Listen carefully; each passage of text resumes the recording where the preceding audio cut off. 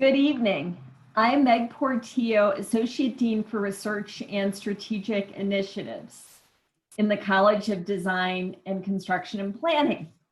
On behalf of the College of Design, Construction and Planning, I'm so pleased to welcome you to the 2020 Ernest R. Bartley Memorial Lecture. This evening's distinguished lecture presentation caps off a great day in the Department of Urban and Regional Planning, a day of visioning, sharing, bringing together alumni, leaders, students into discussion, looking at what is the future of the department, all of the successes and ways to continue growing.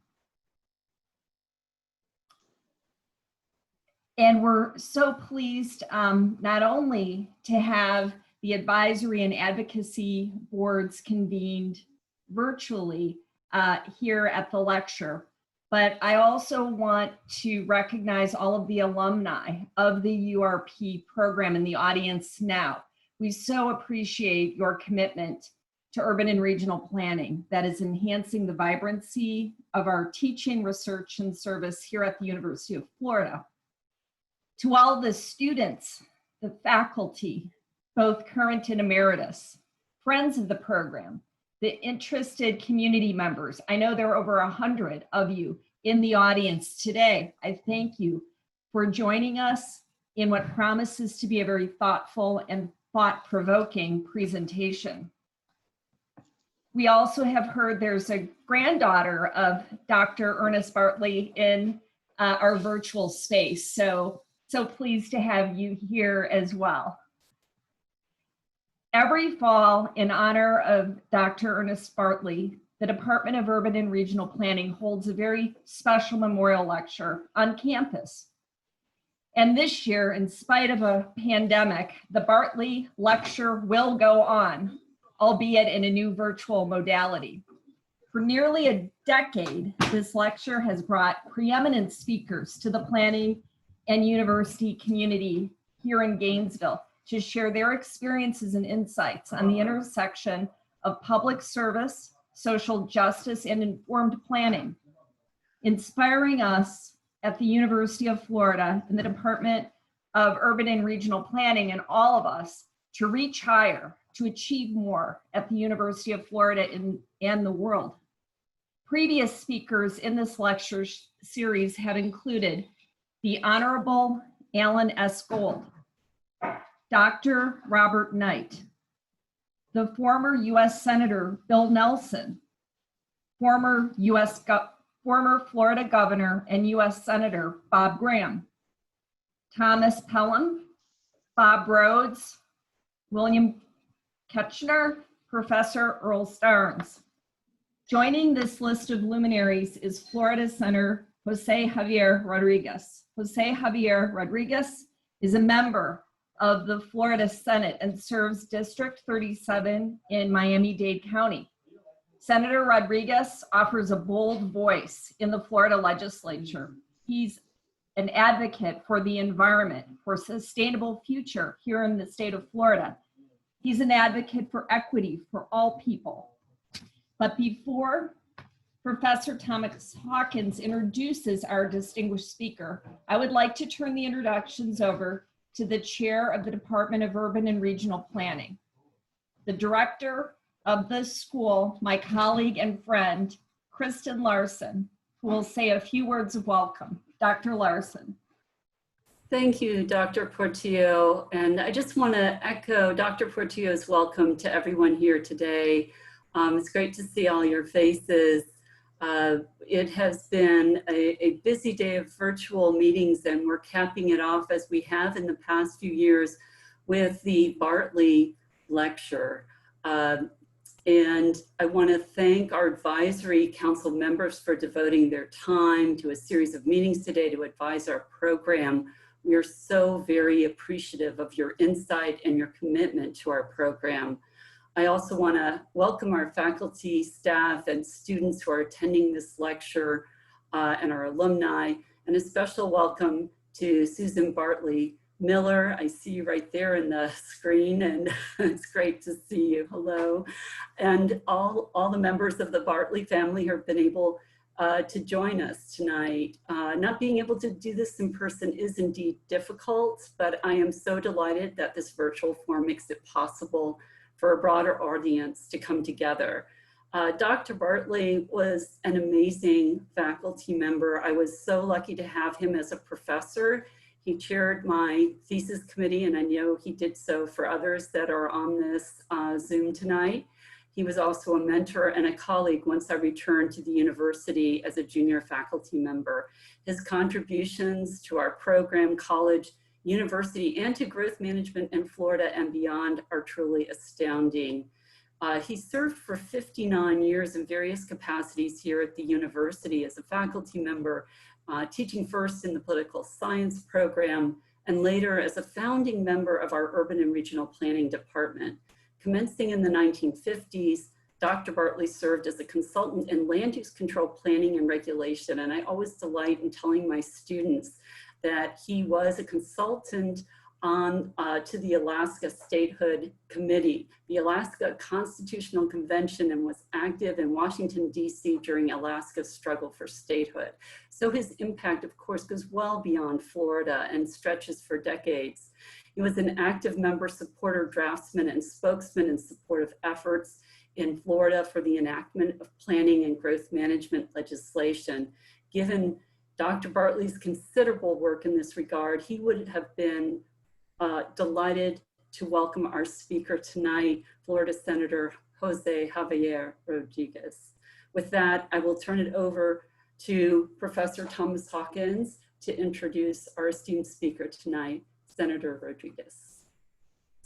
Thank you, Dr. Larson. It's really an honor for me to be able to introduce Senator José Javier Rodríguez. I want to give a little bit of some background on his biography as a way of introduction. The senator graduated with his bachelor's degree in political economy of development from Brown University before he entered the Peace Corps and actually lived in Senegal as a member of the Peace Corps.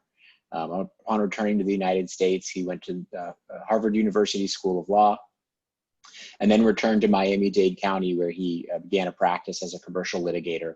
He's currently a partner at the law firm of Sugarman and Suskind in Miami-Dade County.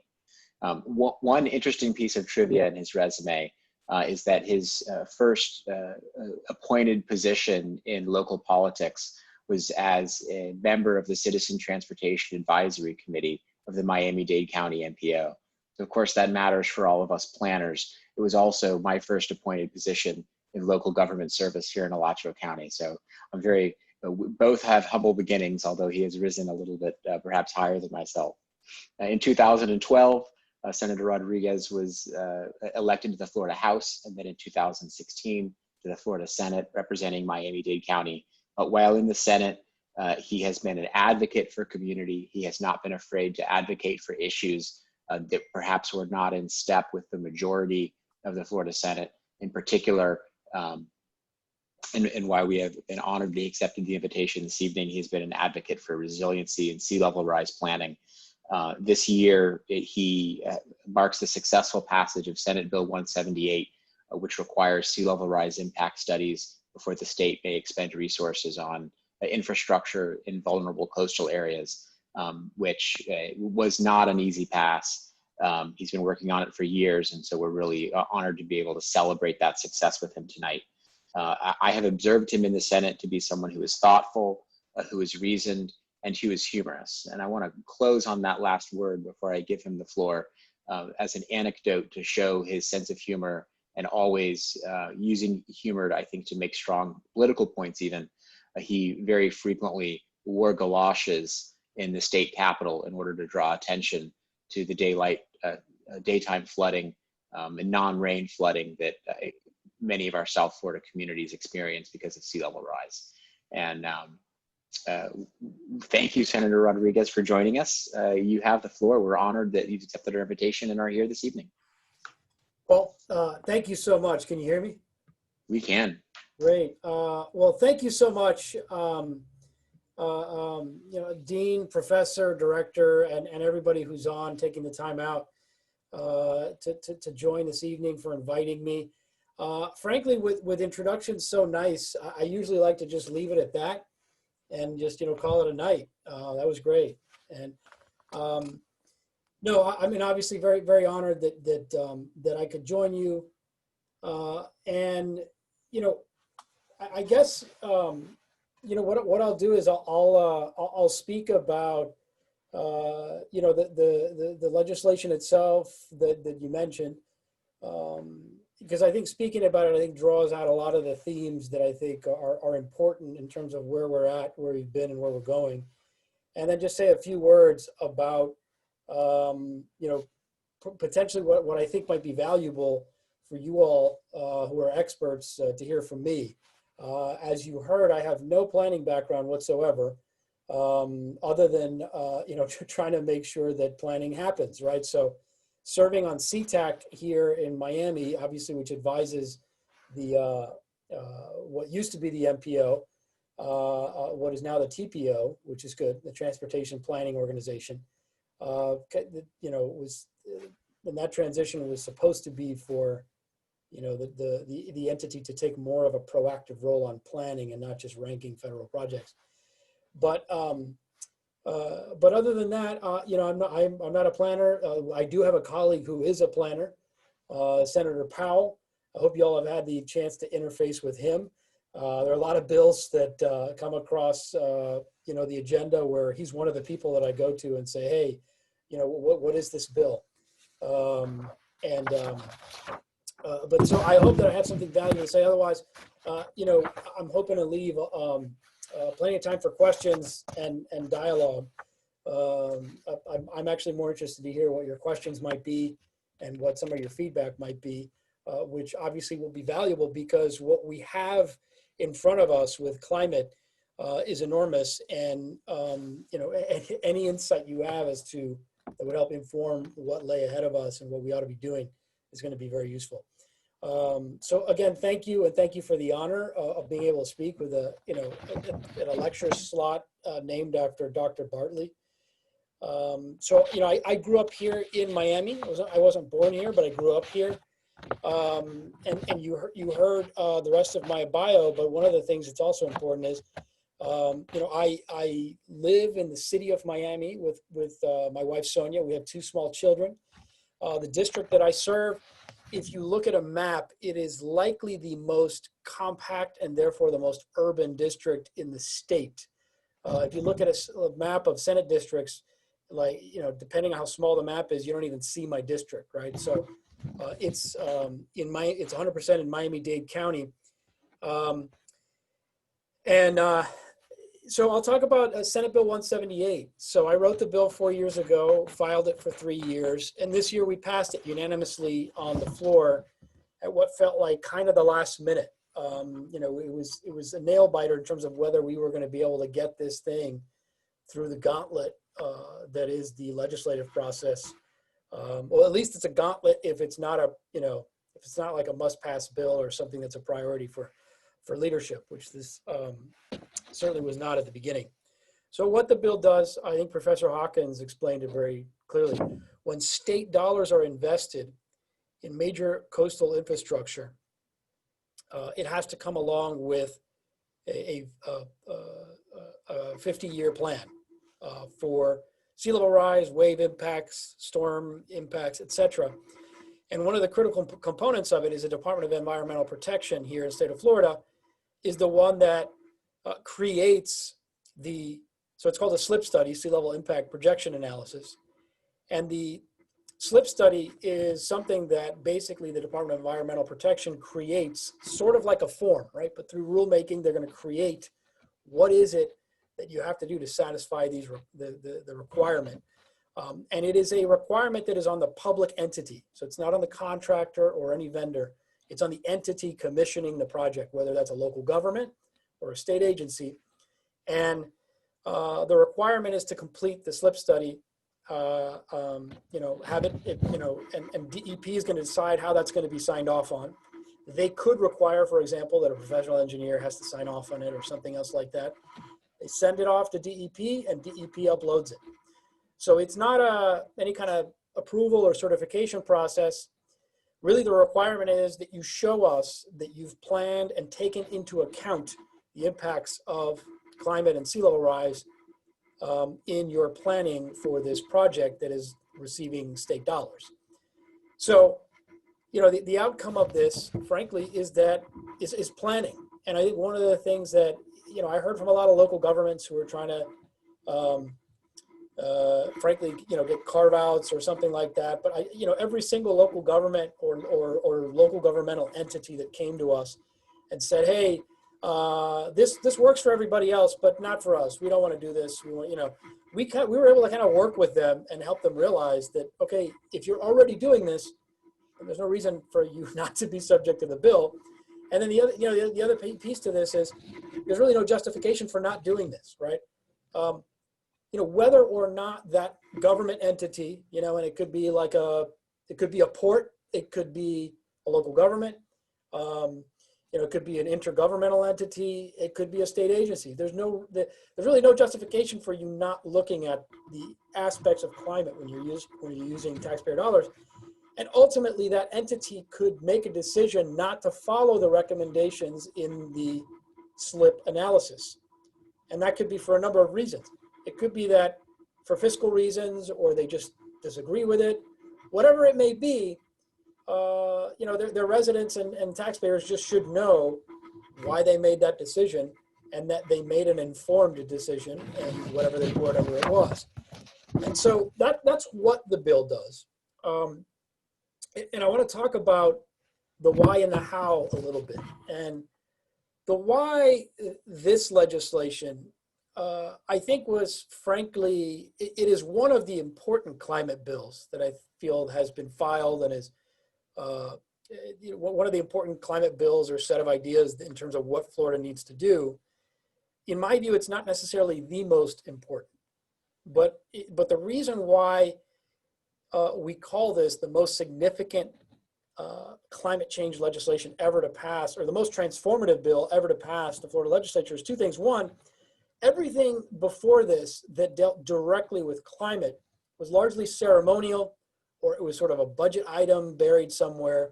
But this is the first time where we spoke directly about climate and we required people to do real things in the real world because of climate.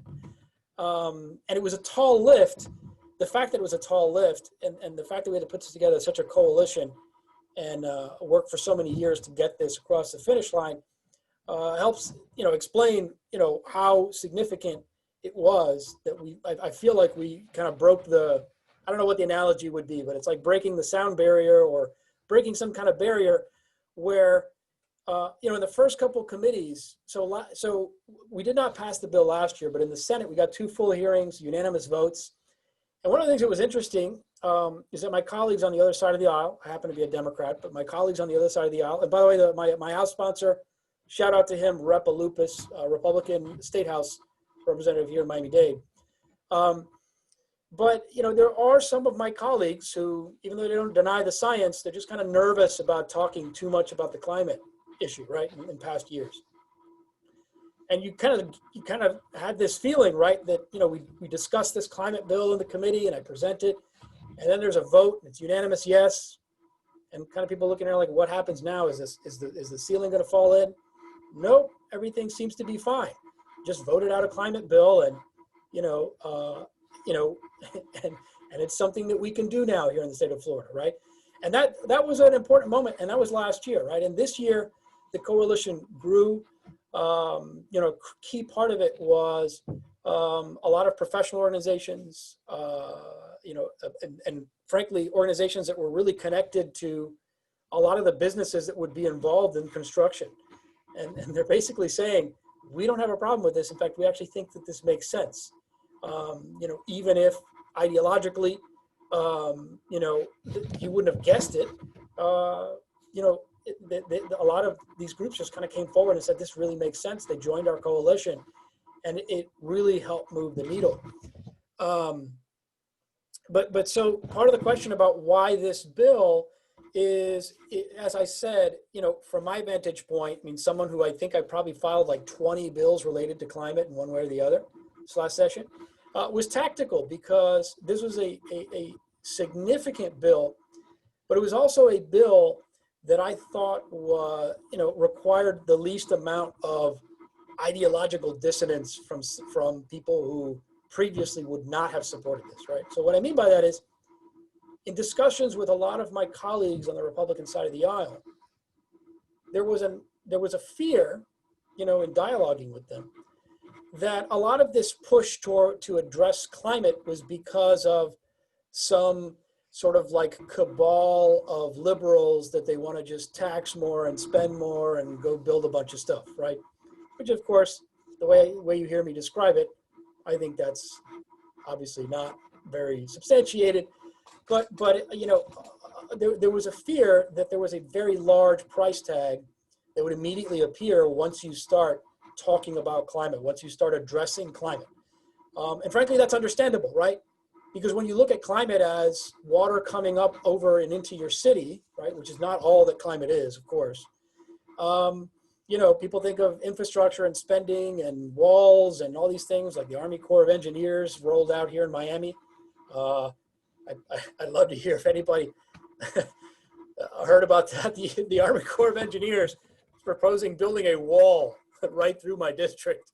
If you've been to Miami, splitting Brickell with a big wall, that idea did not go over very well.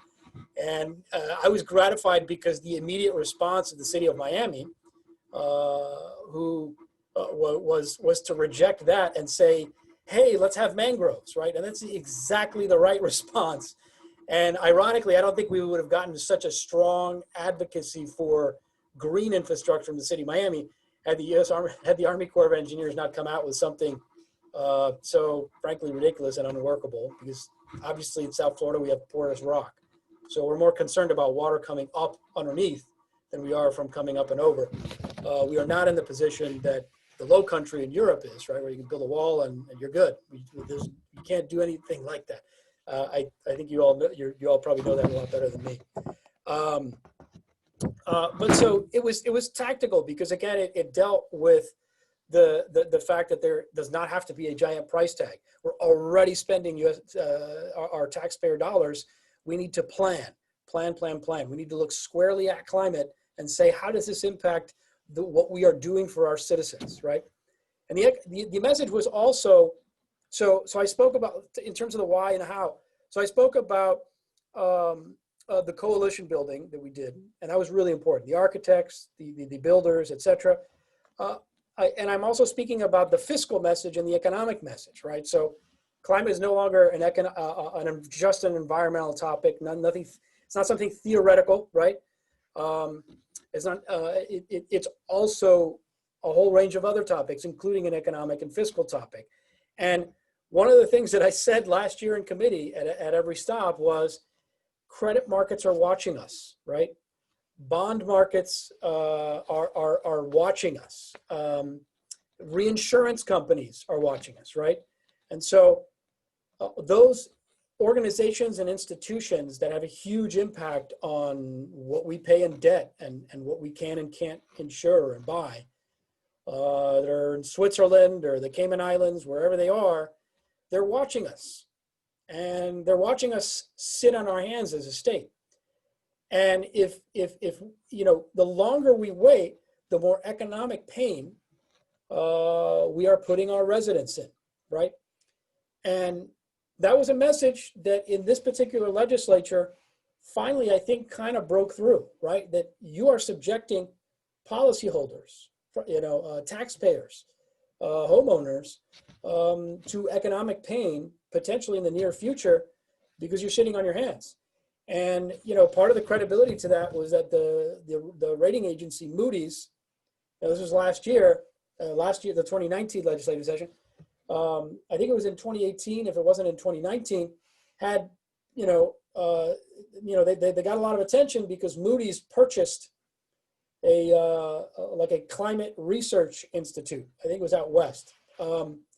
And they get, raised a lot of eyebrows, right? They're like, wow, they're going to start taking climate into account when they're rating us. So that was part of the message. And one of the other components, frankly, yes, it was potentially for some laughs, but it was a very serious thing that I wore, and I will continue to wear giant rain boots at the Capitol during all of my legislative work. So it wasn't just during events. During the entirety of the time, in committee week, in the legislative session, the only place I did not wear the boots was on the Senate floor itself, the fancy blue carpet they have down there. It was like a decorum thing, so I would have to change my boots for dress shoes.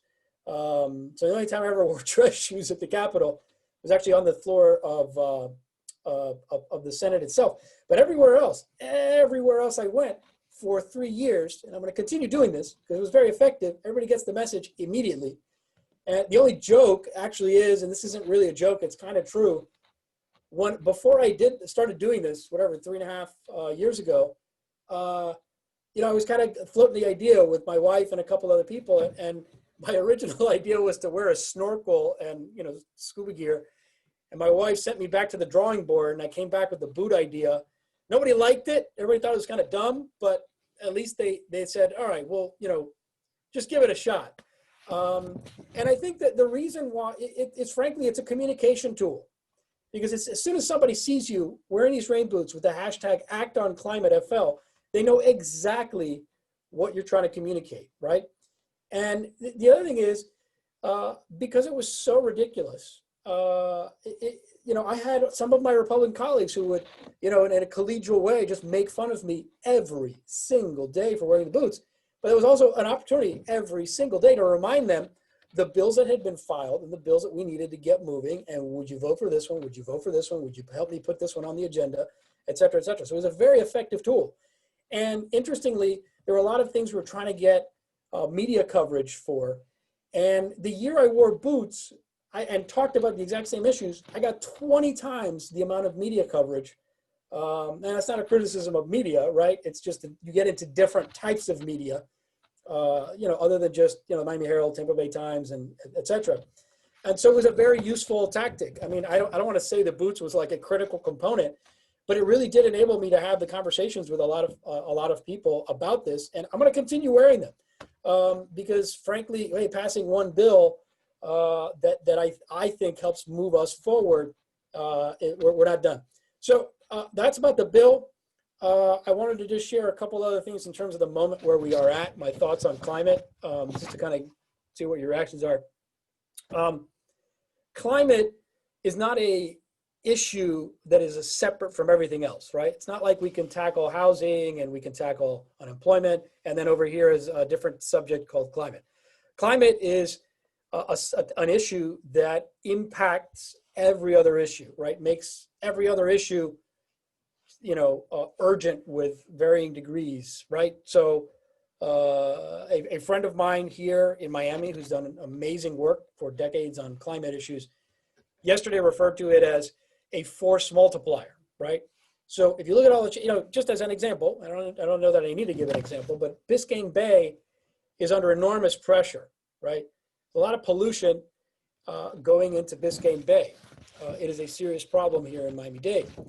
But when you look at it, climate is exacerbating that and making it more urgent, right? The water heats up. You got hotter water, you're going to have algal blooms more easily, right? If you have hotter water, it's going to, having, deoxygenated water that kills off fish is going to be more urgent. When you have the water table rising up into septic tanks, you have more pollution.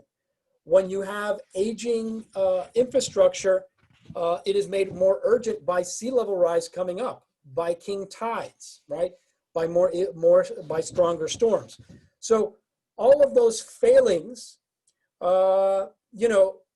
maybe policymakers thought they could buy more time, but sea level rise and climate change have just taken all that time away, right? We have no time left, right? We're losing Biscayne Bay as we speak if we don't act very quickly, right? So that's what I mean by force multiplier. It makes the urgency of everything else. So as planners, there's a bunch of issues that you all look at that climate has a direct impact on. Makes it more urgent to figure out, well, how is climate and all the things associated with climate change factor into this? Housing, emergency response, right? Transportation. one simple thing is if you have so much flooding, you want to make sure that, for example, evacuation routes, or even just a 911 call, right? If you have a quarter of the days flooding and some roads are inaccessible, how does that work? Food production, right? Climate is already having an impact on how we produce food. Does that have some sort of planning aspect to it, right? Are we going to need more land for agriculture? Are we going to need to do things differently? I don't know. Water quality and pollution, I just mentioned. Septic, sewer, all these kind of things. Gentrification. In reading a little bit about Dr. Bartley, social justice is at the center of a lot of these issues we're talking about. And one of the things that when it comes to social justice and climate change, and one of the things that's kind of related to the COVID-19 crisis as well, is when change is chaotic, it hurts the most vulnerable, right? Even more than it otherwise would, right? So what I mean by that is, if you fail to plan and change happens in your community, not gradually, but immediately because you get hit by a storm, or because, again, a decision was made in the insurance market that immediately impacts local economies, those things can happen overnight or seemingly overnight. And to the extent that you can plan and make change more gradual, that in itself is maybe the most important thing you can do from a social justice perspective, right? Because, Miami-Dade residents, for example, that are, jet setters and have homes in Europe or Asia or whatever, they're not going to feel the pain as much as, folks who've scrimped and saved and worked real hard and have a 30-year mortgage, and this is all they got, right? So energy efficiency, carbon sequestration, all these things, factor into what you're doing as planners. And one thing is kind of a footnote here, but the Bill 178 and a lot of the things that that I'm talking about right now are about the impacts of climate. But one of the things that's most frustrating in Tallahassee is that the state of Florida is not the Sunshine State. We're called that, but we really are not. We do not have enough renewable energy here in the state of Florida. And why we don't is because of politics, right? It's the political influence of utilities in Tallahassee. And it's the reason why a state like Florida that it's not a fossil fuel state, with the exception of the 2 or 3 tiny places where you can get oil. And yet, this is a state with about 4% renewable energy. States like Texas and elsewhere are north of 20%. And Texas is a fossil fuel state. So, part of the reason for that is because they're not so beholden to whatever the utilities tell them to do. And I could go on and on about that, but one of the biggest things that is a problem in Tallahassee is the fact that the causes of climate are virtually off the table in terms of policy options. And that's something that we really, really need to change. A couple other topics I'll hit on just because, even though Senate Bill 178 was the bill that passed, there's a number of other proposals that got a lot more attention this year than they ever have before. Workshops on other bills I proposed, ideas some of my colleagues have been putting out there and getting more attention for. And so I just want to rattle off what they are, just so that we know what they are. Electric vehicles, right? Again, comes into planning, right? There's a whole discussion we're having is who should develop the electric vehicle infrastructure, right? Should it be the utilities? Should it be, local governments? Should it be, a series of private companies with help from, for example, Turnpike and FDOT? Carbon farming got a lot of attention. Surprise to me, but the idea that agriculture and carbon sequestration go together, right? And, you know, also a bill on energy efficiency, just trying to push energy efficiency and reward state agencies in the budget for energy efficiency investments they make. A bill related to the impact on endangered species related to climate. Heat stress on athletes, student athletes, but also on outdoor workers, construction workers, farm workers. Those were all ideas that got a lot of attention. There's one bill that I filed, and I thought was it was my personal priority, but I was not able to find a single state House member to file the bill. In the state House, bill slots are at a premium because they can only file 6 bills. And so for somebody to file a bill, they're giving up a slot. And I couldn't convince anybody to do it, but it was a bill related to the public health impact of climate. And this is before the COVID-19 pandemic. But I was talking with the State Department of Health about a bill I filed, 278, that has to do with, and if it was passed, it would create sort of an annual strategic assessment of the threats to public health that are posed by climate. And there are a lot of them. Some of them we've discussed: air quality, water quality. You know, obviously COVID-19 is not climate related, but Zika, right? The arrival of Zika here in the state of Florida was impacted by weather patterns in the Western Hemisphere, right? So, and a whole range of other things with respect to our public health. And the other thing is that, you know, the way that our Constitution and laws are structured here, you know, if you want to look at the disparate impact of climate on communities, public health is the most direct way to get at the social justice implications of our response or our non-response to climate, because the direct impacts on human health are probably the most directly impacted, and you can see the disparate impact. But again, that was my wish list. I was hoping to file that bill and get it moving. And interestingly enough, there is still a framework in place that the state of Florida through FSU, I believe, had gotten funding. It was called the Braces Framework, and it was a framework to analyze climate's impact on public health, the delivery of public health mechanisms. And, you know, obviously, after the Obama, I think it actually was after Governor Christ was no longer governor, it sort of just sat there for political reasons that I probably don't have to explain.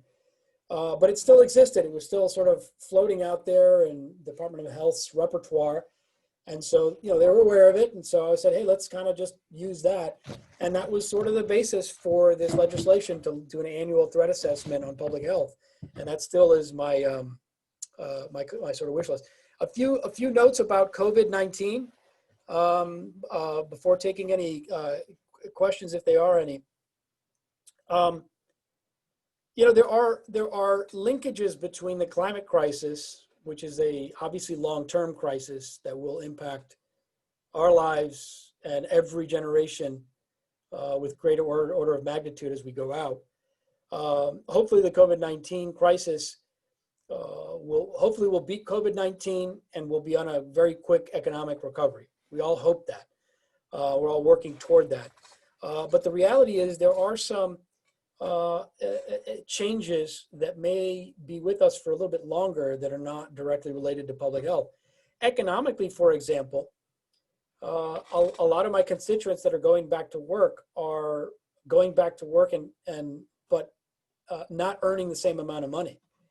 There's a lot of businesses that have closed and are not coming back, and some small business owners are now, you know, earning hourly wages in another industry, or people have shifted industries. And just from a planning perspective, one of the things that's been highlighted at different moments here is there's certain iconic businesses that are very representative of certain things. For example, I'm Cuban American, and here in Miami, for my father's generation, there are certain businesses like restaurants or clothing shops that were the time that they were opened in, and they've stayed alive, and they're very symbolic of an era. COVID-19 has wiped, the economic crisis associated with COVID-19 has wiped a lot of those businesses off the map, right? And so our communities just look different, during the crisis. I mean, it's hard, it's part of we're kind of losing part of our identity a little bit because our communities just look different with the businesses, small businesses that we're losing. And the economic recovery, we hope it goes quickly. But for a lot of industries and a lot of people, it's not like you can turn on a light switch and then they go back to work, right? It's going to be a lot of work and a long process. The pandemic, I think, is also highlighting our weakness in emergency response. And I don't know how this interfaces with planning necessarily, but I think there are aspects to it just in terms of, delivery mechanisms and, things like that. That have to do with our ability to respond to these crises and emergencies, which in my view has not been a very good response. It's been generally chaotic with few exceptions. One of the things that's also a connection between the current COVID-19 crisis and the climate crisis is in my view, some of the political problems that have made it worse. The fact that science and scientific conclusions and research have been politicized is obviously very dangerous. And I think that's true that's been true for climate for some time. And I think a lot of us were shocked at the level that it became true with COVID-19. The fact that, in my personal view, the fact that masks have a sort of political valence here in Florida is just, it's perplexing and frustrating. And I think the last thing I'll say just about some things that may be with us longer is, I'm an attorney, and in law practice, the courts have adapted very quickly. And I think a lot of people are getting comfortable with, frankly, hearings by Zoom, right? In state court, at least, I mean, almost nothing got done without a hearing in person. Well, that's completely changed now, right?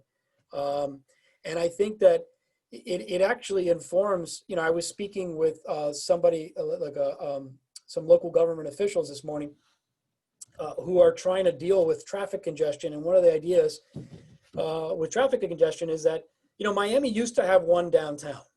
Now Miami has several downtowns, right? In terms of business centers, right? And so one of the ideas for alleviating traffic has been, hey, let's have a little bit more of that, right? Like, let's not have everybody commuting to, downtown proper or the few locations in Miami where, people generally commute. Let's figure out how we can have people work closer to home so that people are driving in more directions and not all one direction at all the same time, which is what, creates a lot of congestion. And so, with the COVID-19 crisis, again, there's almost no positives, but one change that potentially could be made into a positive later on is the fact that since people have gotten used to different rhythms of work, maybe that could be used as a planning tool. I don't know, for transit. So for example, if people are now more comfortable with, either working remotely, and they can, and a lot of industries can't work remotely, but maybe if people are more comfortable with kind of different shifts, right? There's a lot of large public institutions, large employers. You don't really need to have a 9-to-5 schedule if that's not what everybody wants, right? If some people want to come in at 5 a.m. and leave mid-afternoon, maybe they can, and maybe they should, and maybe we wouldn't have much traffic on our streets. So there's a lot of, I think, more receptivity to some of the ideas that used to be kind of out there to deal with transportation and traffic and things like that in an urban area like mine that come from COVID. So anyway, those are just some sort of concluding thoughts, not necessarily directly related to the topic, but that I threw out again because we're going through a very different crisis right now, on top of the longer term climate crisis that that has been with us for a long time and is not going away. Anyway, thank you again for the honor, and I'm happy to hear any questions or anybody heckling or throwing things. Just kidding. You'll probably be muted. No, but it'd be great to hear what kind of questions or thoughts or feedback anybody has. Well, thank you, Senator. That was absolutely fantastic. We do have quite a few questions that have come in the chat feature. I'm going to moderate. I'm just going to sort of pick some at random and go through. We've got about 15 minutes. The depth we get into in responses will determine how many we can answer.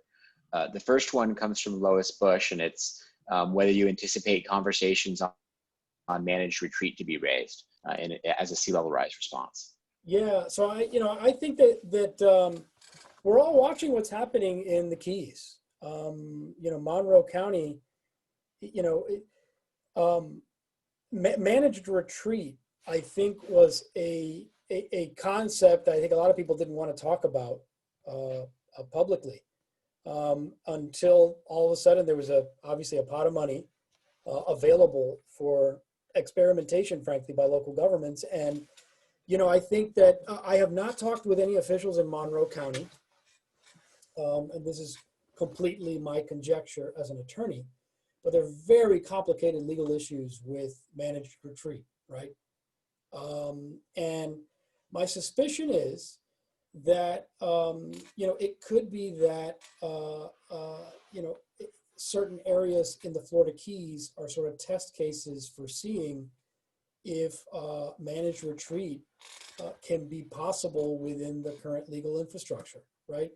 I mean, if you are a resident and taxpayer, can your government basically say, we're not going to provide any more services to you, can't live there, without doing anything else, right?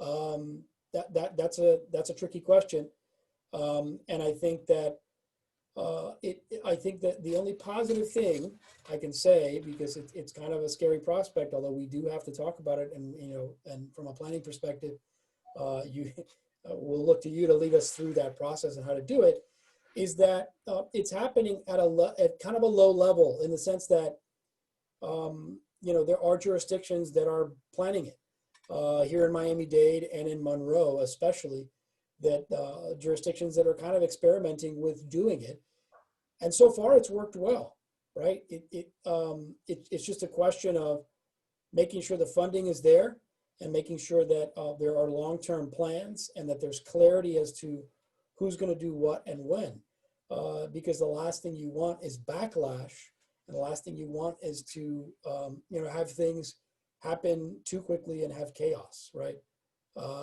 But so far, the very small instances where managed retreat has been put in motion, it seems to have worked well, seems to have been done appropriately, and I think that's probably a good thing.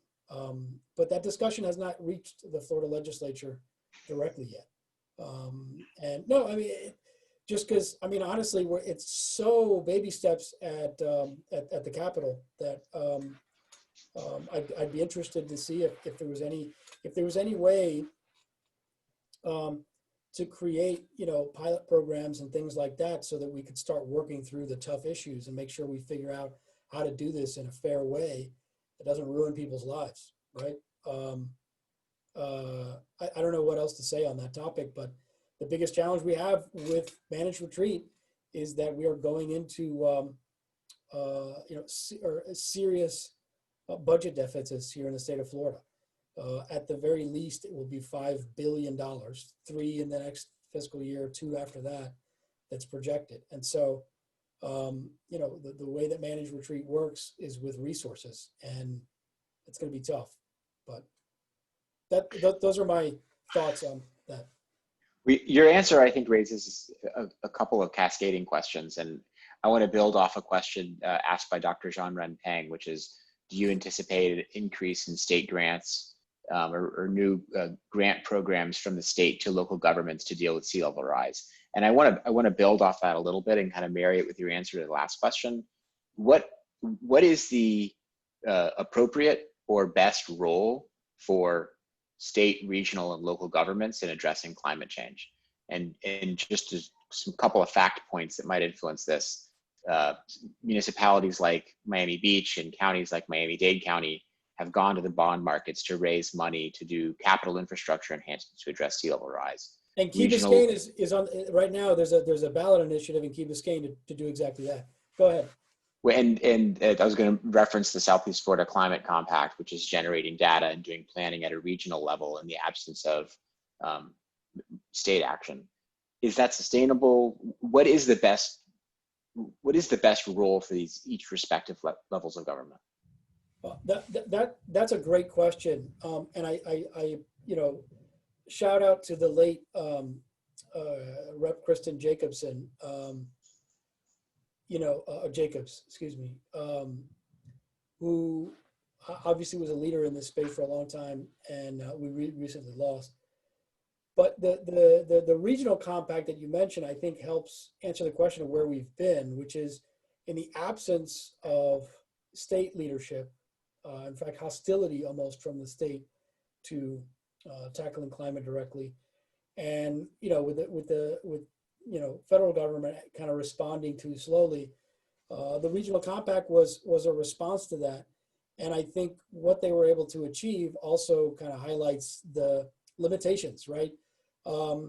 They were coordinating their federal funding. I mean, it was one of the things that these counties didn't do in anything else, right? I mean, the counties Broward and Miami-Dade, we always compete with each other with our ports, right?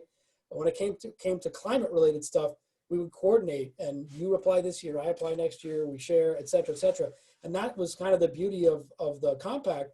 But that's really something that should be happening at a higher level. And I think one of the things that we are blessed with here in Florida is that the chair of the climate committee in the House of Representatives is a Floridian, Kathy Castor, right?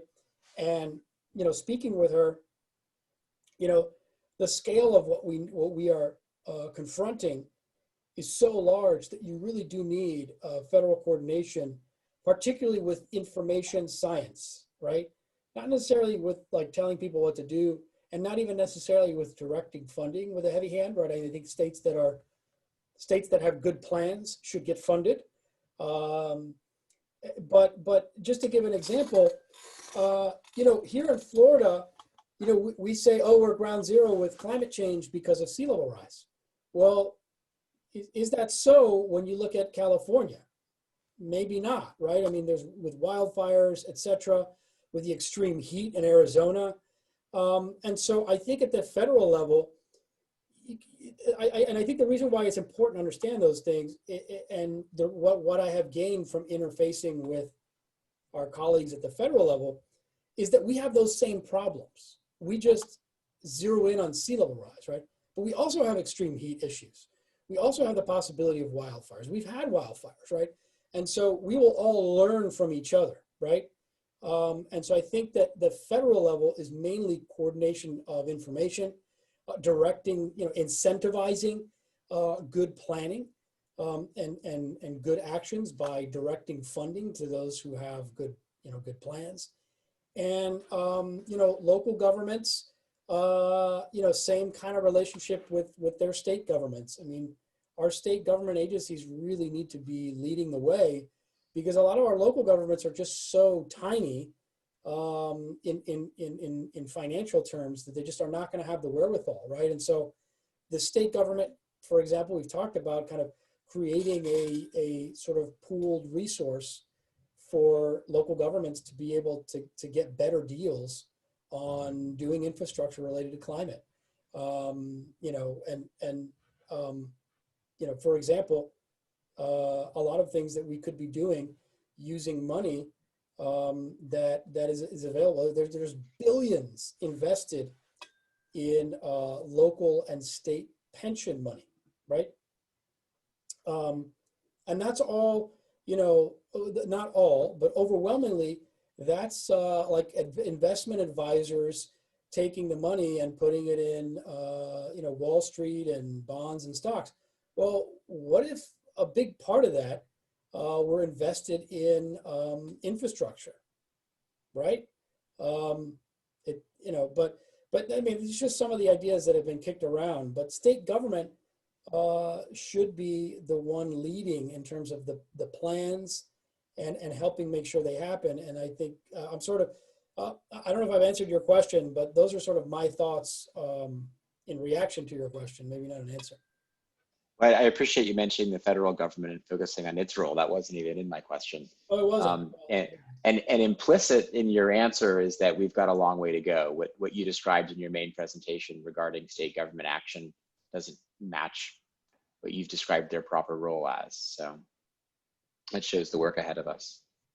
Well, thank you very much for your participation this evening. I want to keep us on schedule, even though we've got some good questions still remaining. There's one last thing that I want to address before we close. I'm going to switch over to gallery view so I can see if Joanna is there. Senator, if you're not on gallery view, please do. I wish that you were here in Gainesville with us so that you could receive this award that we have procured in your honor. Would you, Joanna, would you do the honor of reading the text on the plaque for us? Yeah, so University of Florida presented to Florida Senator José Javier Rodríguez, distinguished guest speaker for the Ernest R. Bartley Memorial Lecture. Thank you, Senator. Oh, wow. Thank you so much. That's going to be hung with pride in my office in Tallahassee. And when we no longer have to socially distance, I hope to see you all there with it. Thank you.